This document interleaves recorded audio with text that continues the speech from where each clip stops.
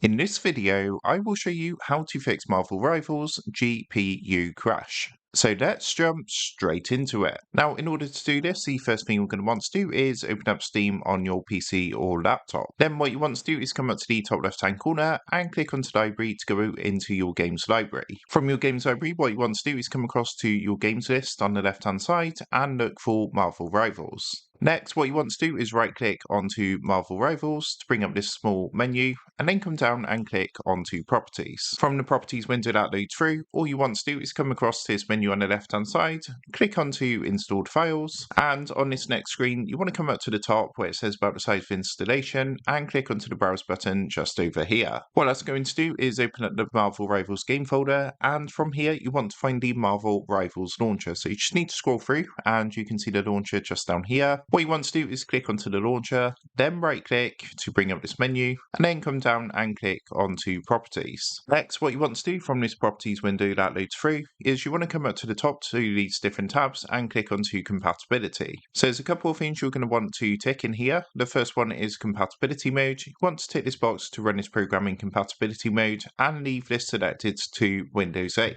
Then what you want to do is come down to the settings section underneath and tick the two boxes to disable full screen optimizations and also to run this program as an administrator. Once you've done that, be sure to come down, click apply and OK. And what you can then do is restart Steam and see if that fixes your problem. So if you're still experiencing a GPU crash, another thing you can do is open up Steam, come back to your games library and again locate Marvel Rivals. Then what you want to do is right click onto Marvel Rivals, come down and click onto Properties. And on the Properties window, again, what you're going to want to do is come across to Installed Files from this menu on the left-hand side.